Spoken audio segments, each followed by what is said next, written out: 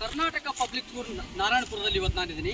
ಇಲ್ಲಿ ಒಂದಷ್ಟು ಸಮಸ್ಯೆಗಳು ತಲೆ ಎತ್ತಿರ್ತಕ್ಕಂಥದ್ದು ಏನಂತಂದ್ರೆ 1200ಕ್ಕೂ ಅಧಿಕ ವಿದ್ಯಾರ್ಥಿಗಳು ಇಲ್ಲಿರ್ತಕ್ಕಂಥದ್ದನ್ನು ನೋಡಿದ್ರೆ ಇಲ್ಲಿ ಅಧಿಕಾರಿಗಳ ಒಂದು ನಿರ್ಲಕ್ಷ್ಯ ಎಷ್ಟು ತೋರ್ತಾ ಇದೆ ಅಂತಂದ್ರೆ ಇಲ್ಲಿ ಹೆಚ್ಚಿನ ಕೊಠಡಿಗಳ ಅವಶ್ಯಕತೆ ಇದೆ, ಹೆಚ್ಚಿನ ಒಂದು ಶಿಕ್ಷಣ ಇಲಾಖೆಗೆ ಸಂಬಂಧಪಟ್ಟಂತೆ ಒಂದು ಅಧ್ಯಾಪಕರ ಒಂದು ಶಿಕ್ಷಕರ ಕೊರತೆ ಇದೆ.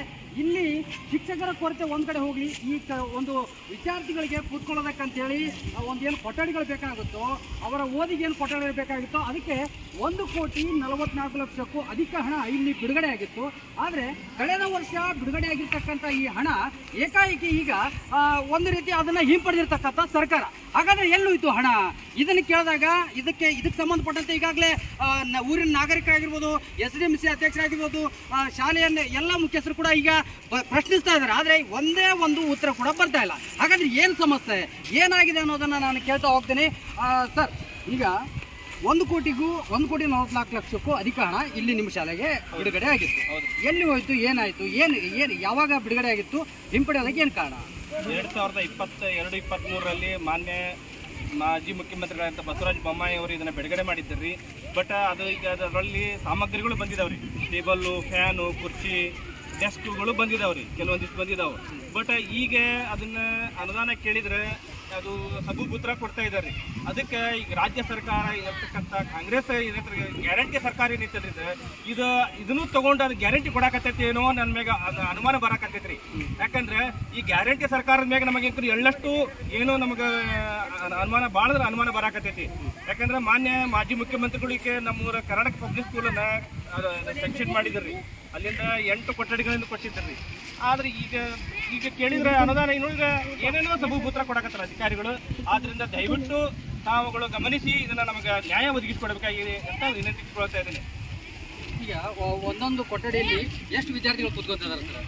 ಒಂದೊಂದು ಕೊಠಡಿಯಲ್ಲಿ 80ರಿಂದ 90 ವಿದ್ಯಾರ್ಥಿಗಳು ಕುಂದಿರ್ತಾ ಇದ್ದಾರೆ. ಅಲ್ಲಿಂದ ಶಿಕ್ಷಕರು ಆ್ಯಕ್ಚುಲಿ ಇಲ್ಲಿ 10ರಿಂದ 15 ಬರಬೇಕಾಗಿತ್ತು, ಆದರೆ 3ರಿಂದ 4 ಶಿಕ್ಷಕರು ಮಾತ್ರ ಇದ್ದಾರೆ. ಅವಳಕ್ಕೆ ಗೆಸ್ಟ್ ಟೀಚರ್ ಆಗಿ 2ರಿಂದ 3 ಇದ್ದಾರೆ. ಆ ಶಿಕ್ಷಕರ ಕೊರತೆನೂ ಭಾಳ ಇದೆ ಸರ್. ಈಗ ಈ ಒಂದು ಕಳೆದ ವರ್ಷ ಏನು ಅನುದಾನ ಬಿಡುಗಡೆ ಆಗಿತ್ತು, ಈ ಕೈಗೆ ಬಂದಿತ್ತು, ಬಾಯಿ ಬಂದಿಲ್ಲ ಅನ್ನೋ ರೀತಿ ಆಗಿದೆ. ಈಗ ಮುಂದಿನ ನೀವು ಏನು ನಿರ್ಧಾರ ತಗೋತಾ ಇದ್ದೀರಿ? ಮುಂದೆ ನಾವು ಇದು 8 ಸ್ಯಾಂಕ್ಷನ್ ರೂಮ್ ಆಗ್ಯಾವ್ರಿ, ಆದ್ರೆ ಪ್ರಕ್ರಿಯೆ ಬಂದಿಲ್ಲ. ಆ 8 ರೂಮ್ ರೆಡಿ ಮಾಡಕ್ಕೆ ಕುಂತರು ಒಂದು ವರ್ಷ ಟೈಮ್ ಹಿಡಿದು ನಮ್ಗೆ. ಅಲ್ಲಿವರೆಗೂ ನಾವು ಮಕ್ಕಳನ್ನ ಎಲ್ಲಿ ಕುಂದಿರ್ಸಿದ್ವಿ, ಮಳೆಗಾಲ ಚಾಲು ಆಯ್ತು.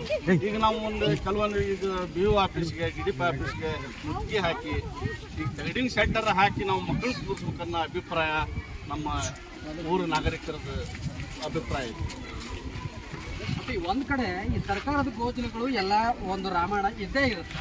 ಆ ಸಮಸ್ಯೆ ಈ ಸಮಸ್ಯೆ ಇದ್ದೇ ವಿದ್ಯಾರ್ಥಿಗಳಿಗೂ ಇದು ತಪ್ಪಿದೆ. ನಿಮಗೀಗ ಸುಸಜ್ಜಿತವಾದ ಕೊಠಡಿಗಳು ಬೇಕು, ಅದು ಸಿಗ್ತಾ ಇಲ್ಲ. ಏನು ಅನಿಸ್ತಾ ಇದೆ ನಿಮಗೆ? ಸರ್, ಇದು something is wrong in government. ನಮ್ಗೆ ಇದೆಲ್ಲ ಒದಗಿಸ್ಕೊಡ್ಬೇಕಂತ ಕೇಳ್ತೇವೆ ಸರ್. ಇದು ಇದೇ ರೀತಿ ಮುಂದುವರಿತಂದ್ರೆ ನಾವು ಕೂಡ ನಮ್ಮ SDMC ಸದಸ್ಯರ ಜೊತೆ, ಆಮೇಲೆ ನಮ್ಮ ಹಿರಿಯ ನಾಗರಿಕರ ಜೊತೆ ನಾವು ಸೇರಿ BO ಆಫೀಸ್ ಹತ್ರ ಪ್ರತಿಭಟನೆ ಮಾಡೋದಂತೂ ನಿಜ ಸರ್. ನಾವು ಹೆಂಗೆ ಓದ್ಬೇಕು ಸರ್, ಕೆಲವೊಬ್ರು ನೆಲದ ಮೇಲೆ ಕೂತ್ಕೊಳ್ತಾರೆ ಸರ್ ಮಕ್ಕಳು ಅಲ್ಲಿ ಕ್ಲಾಸ್ ಒಳಗೆ ಸರ್. ಆಮೇಲೆ ಟೀಚರ್ಸ್ ಕೂಡ ಪಾಪ ಒಂದು ಕಡೆ ಹೋದ್ರೆ ಇನ್ನೊಂದು ಕಡೆ ಕ್ಲಾಸ್ ಖಾಲಿ ಇದೆ ಸರ್. ಇದು ಫುಲ್ ಪ್ರಾಬ್ಲಮ್ ಆಗುತ್ತೆ ಸರ್ ನಮ್ಮ ಸ್ಕೂಲ್ ಒಳಗೆ. ನಮ್ಗೆ ಓದೋಕೆ ಕೂಡ ಭಾಳ ಪ್ರಾಬ್ಲಮ್ ಆಗೈತೆ ಸರ್. ಹೆಂಗಂದ್ರೆ ಓದ್ಬೇಕು ಇಲ್ಲ ಅನ್ಸ್ಬಿಟ್ಟ ಸರ್. ಇದರಿಂದ ಈ ಪ್ರಾಬ್ಲಮ್ ಇದೆ ಸರ್. ಇದಿಷ್ಟು ಇಲ್ಲಿ ಒಂದು ಕರ್ನಾಟಕ ಪಬ್ಲಿಕ್ ಸ್ಕೂಲ್ ನಾರಾಯಣಪುರದ ಒಂದು ಸಮಸ್ಯೆ ಆಗಿದೆ. ಏನಂತಂದ್ರೆ ಕೈಗೆ ಬಂದ ತುತ್ತು ಬಾಯಿಗೆ ಬರಲಿಲ್ಲ ಅನ್ನೋ ಒಂದು ನಿಟ್ಟಿನಲ್ಲಿ ಒಂದು ಸಮಸ್ಯೆ ಉದ್ಭವ ಆಗಿರ್ತಕ್ಕಂಥದ್ದು. ಇದಕ್ಕೆ ಸಂಬಂಧಪಟ್ಟಂತೆ SDMC ಅಧ್ಯಕ್ಷರು ಅಷ್ಟೇ ಅಲ್ಲ, ವಿದ್ಯಾರ್ಥಿಗಳು ಕೂಡ ನಾವು ಕೂಡ ನಮ್ಮ ಕೊಠಡಿಗಾಗಿ ಹೋರಾಟವನ್ನು ಮಾಡ್ತೀವಿ ಅನ್ನೋ ಒಂದು ಮಾತನ್ನ ಹೇಳಿರ್ತಕ್ಕಂಥದ್ದು. ಕ್ಯಾಮ್ರಾ ಪರ್ಸನ್ ಮಲ್ಲೇಶ್ ಕಪೂರ್ ಜೊತೆ ಕಿರಣ್ ಬಳ್ಳಾರಿ, ಶ್ರೀ ಕರ್ನಾಟಕ ಹಾವೇರಿ.